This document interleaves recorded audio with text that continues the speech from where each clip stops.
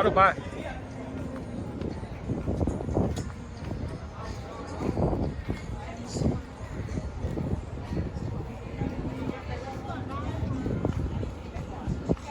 เอาลูกไป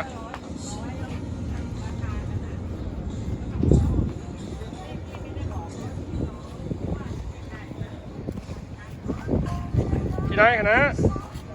นะขี้ได้โอเค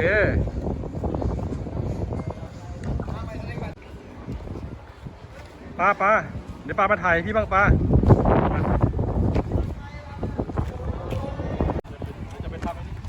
ไปถ่ายแล้ว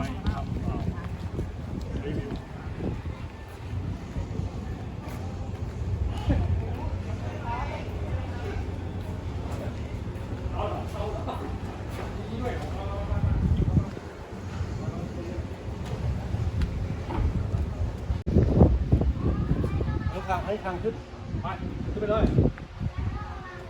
โอ้โหนายมาอยู่หลังไปเอาแฟนขึ้นมาเอาจับสองอันมา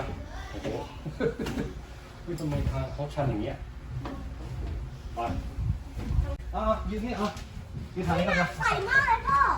โอ้โห ไม่เหนื่อยไหนเอาถอยไปดีออกไปแล้วก็ถอยไปดีโอ้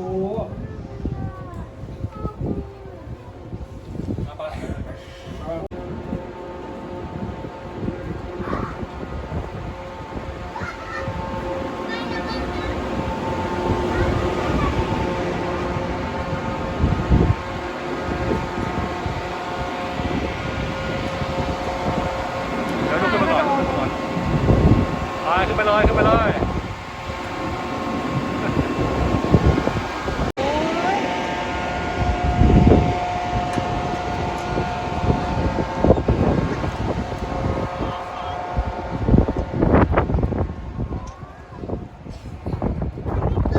ปลาตรงนี้ทางขึ้นตรงนี้น่ากลัวมากนะเมื่อกี้เนี่ยเส้นนี้ถ้าจะตกลงไปเนี่ยไม่เหลือไม่แปลกใจเลยทำไมพวกอะไรมันจอดในร้านนี้ได้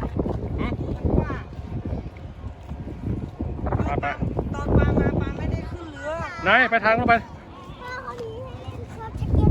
ใช่ยังไงที่เล่นเซิร์ฟสเก็ตใช่ไป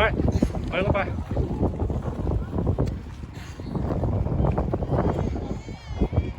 น่ากลัวไหมลูก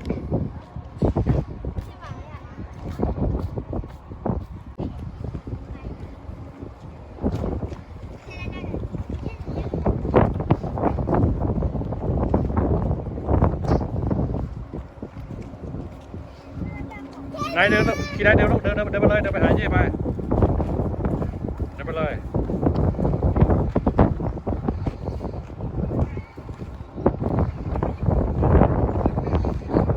โอ้นายมาดูตรงนี้ดินายมาดูตรงนี้ดิตรงนี้ดูข้างดิคณะมายืนตรงนี้ลูกมายืนตรงข้างนี้ดิตรงนี้โอ้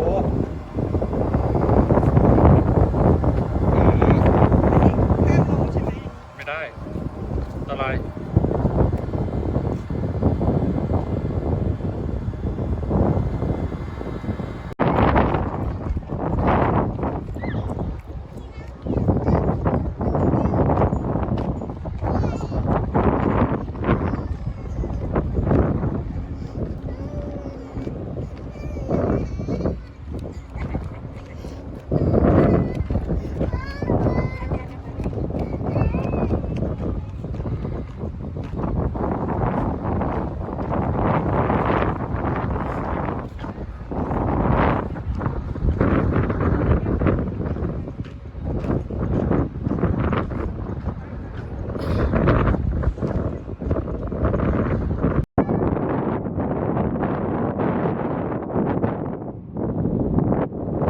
ขี่นายนะมาที่ก่อนขึ้นมา